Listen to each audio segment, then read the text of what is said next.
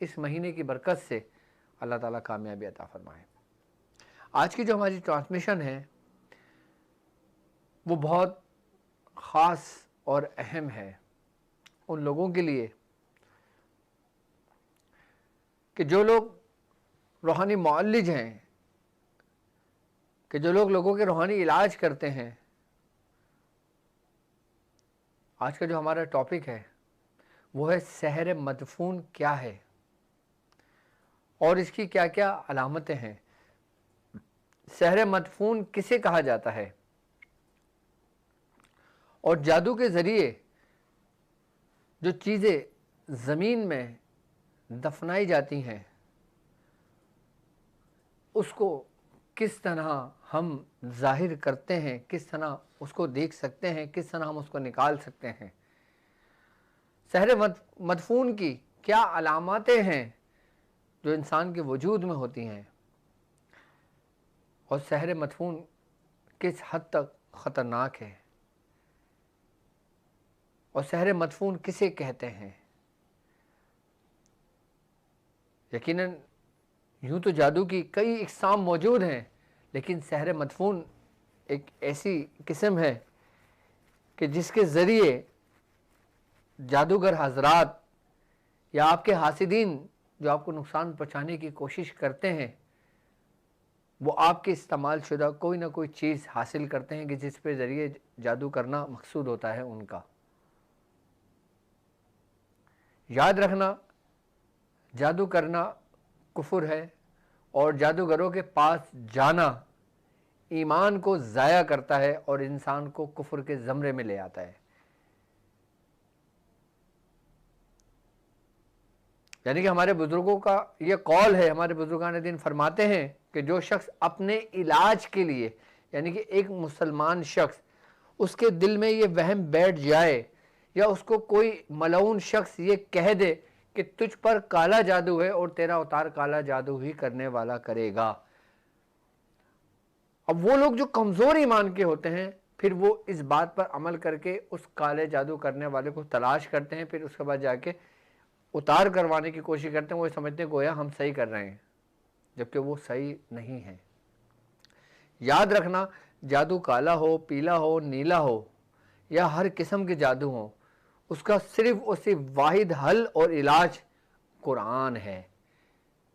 कि अल्लाह ताला कुरान में फरमाता है कि वकुल जा हक वज़हक़ल बातिल, और कहो हक आया बातिल मिट गया, कि बेशक बातिल मिट ही जाने वाला है। वनुनज़्ज़िलु मिनल कुरान मा हुवा शिफ़ा व रहमतल लिल मोमिनीन, और हम कुरान नाजिल करते हैं जो मोमिनों के लिए शिफा है। वला यज़ीदूना ज़ालिमीना इल्ला खसारा, और वो जो लोग जालिम हैं उनके लिए बड़े खसारे की चीज़ है। यानी अब जालिम वो लोग भी हैं जो जादू करते हैं और वो लोग भी हैं जो जादूगरों के पास जाते हैं। और यहाँ तक के फरमान है हुजूर का कि वो शख्स जिसने जादू किया और जो शख्स जादूगर के पास गया दोनों कुफ्र के ज़मरे में हैं। तो आपने दिमाग से ये चीज़ बिल्कुल निकाल दें कि अगर किसी के ऊपर काला जादू हो तो वो काला जादू करने वाला ही उतार करेगा। इसकी मिसाल बिल्कुल बिल्कुल इसी तरीके से है कि जैसे इंसान खुद पेशाब करे और उसी से अपने जिस्म को धो ले, बिल्कुल इसी तरीके से है। यानी कि वो नापाक पे और नापाकी ले आता है। यानी कि काले जादू वाले पास जाना भी ईमान को ख़तरे में डालने के बराबर है। और एक वक्त आता है कि यही काले जादू करने वाले लोग ईमान को ज़ाया कर देते हैं। अब जो सहर मदफून है ये वही किस्म के जादूगर हैं जो ये अमाल करते हैं।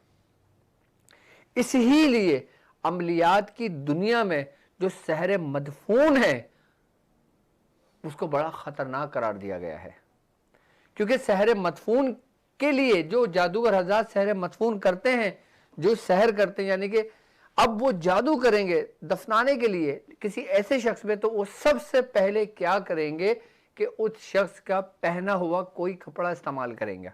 वो जादूगर या दुपट्टा इस्तेमाल करेगा या उसका रुमाल इस्तेमाल करेगा या उसके कोई बाल इस्तेमाल करेगा। अगर कुछ भी ना मिले तो उसकी तस्वीर के ज़रिए फिर वो काम करेगा। फिर वो मट्टी के पुतले बनाएगा जो काला जादू करने वाला है, या फिर जो रुई के पुतले बनाए जाते हैं। आपने देखा होगा कपड़े के जो पुतले बनाए जाते हैं जो सहर मदफून किया जाता है, फिर वो पुतले बनाए जाते हैं, फिर उसकी तस्वीर में उसका चेहरा काट के उस पुतले की तस्वीर पे उसको सुई के ज़रिए अपने जो भी वो अमल करता है उसके ज़रिए उसमें लगा के उसका चेहरा उस पुतले पे लगा के फिर वो जादू कराया जाता है, जो दफनाया जाता है कि जिससे नुकसान पहुंचाया जाता है। अच्छा, सहर मदफून हर आम जादूगर नहीं कर सकता, ये वो जादूगर करेगा जो इंतहाई खतरनाक आमिल होगा। सहर मदफून जादू करना और उसका असर रखना ये हर जादूगर के बस की बात नहीं होती। यानी कि इब्तिदाई में जो जादू बंदा सीखता है, अपने ईमान को खतरे में डालता है, वो ये काम नहीं करता। वो काम करता है जो इसमें इंतहा पे पहुंच जाता है, यानी कि जिसका ईमान बिल्कुल भी बरकरार नहीं रहता, वो शख्स भी इंसान को नुकसान पहुंचाने की इस तरह कोशिश करता है। अच्छा, सहर मदफून जादू करने के लिए सबसे पहले जिसके लिए जादू किया जाता है, तो वो जादूगर जो होता है वो पहले उसका मिजाज की तशखीस करता है कि इसका मिजाज क्या है। अब इंसान के मिजाज की अगर मैं बात करता हूं तो इंसान के जो मिजाज हैं वो 4 हैं: गर्म, सर्द, खुश्क और तर। अब मिसाल के तौर पे अगर किसी शख्स का मिजाज तर हुआ हो तो उसको वो गर्म चीज से करेगा, अगर उसका मिजाज गर्म है तो उसको सर्द चीजों से, जो जड़ी बूटियों के मिजाज जो है ना, फिर वो उनके जरिए करेगा। इसमें जो जड़ी बूटियां होती हैं जिनके बारे में इंसान को जानना जरूरी है कि वो किन किन कामों में इस्तेमाल होती है। जड़ी बूटियां रूहानियत के काम में भी इस्तेमाल होती हैं और यही जड़ी बूटियां फिर जादू के दूसरे मामलात में भी इस्तेमाल की जाती हैं। यानी कि एक चीज़ है, अब उसका सही और गलत इस्तेमाल है। जैसे एक मोबाइल है, अब इसके अंदर आप कुरान भी सुन सकते हो और मुख्तलिफ गाने भी सुन सकते हो। इस मोबाइल के अंदर आप पॉजिटिव उसको इस्तेमाल भी कर सकते हो, इसी मोबाइल को नेगेटिव इस्तेमाल भी कर सकते हो। बिल्कुल उन जड़ी बूटियों की मिसाल जो हमारे इस्तेमाल में होती हैं, उसकी मिसाल बिल्कुल ऐसे ही है कि अब ये आपके ऊपर डिपेंड करता है कि आप उसको किस काम में और कैसे इसका इस्तेमाल करते हो, जिसमें हम बखूरात कहते हैं। आई बात समझ में? रूहानियत में भी बखूरात का इस्तेमाल किया जाता है। आई बात समझ में? जिन्नात को उतारने के लिए भी बखूरात का इस्तेमाल किया जाता है और शयातीन को उतारने के लिए भी बखूरात का इस्तेमाल किया जाता है, जादू को उतारने के लिए भी बखूरात का इस्तेमाल किया जाता है। आई बात समझ में? अब जो सहर मदफून जिस मिजाज वाले शख्स के ऊपर वो जादू किया गया हो, आई बात समझ में, तो फिर उसको उतारने के लिए फिर उसका एंटी काम किया जाता है।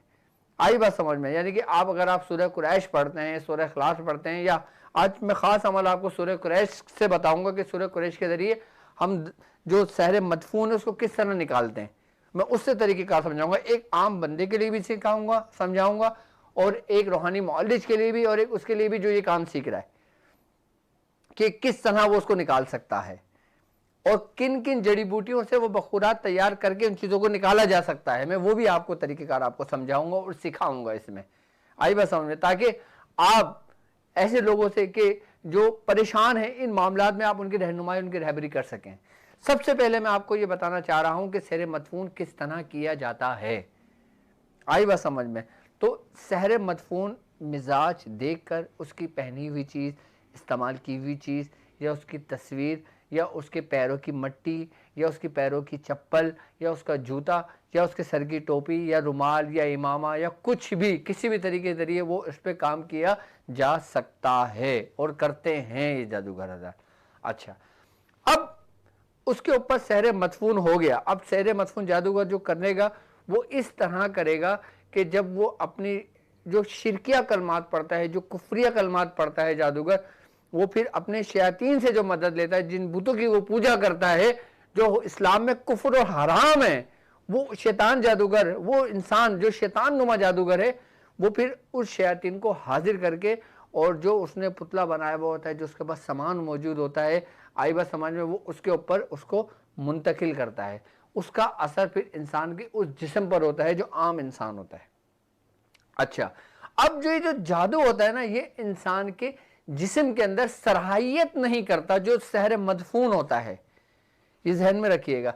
यानी कि अगर वो किसी शयातीन जिन्नात को भेजता है कि जा तो उसको तंग और परेशान कर, तो वो उसके इर्द गिर्द रहता है, अपनी मौजूदगी का एहसास दिलाता है उसको।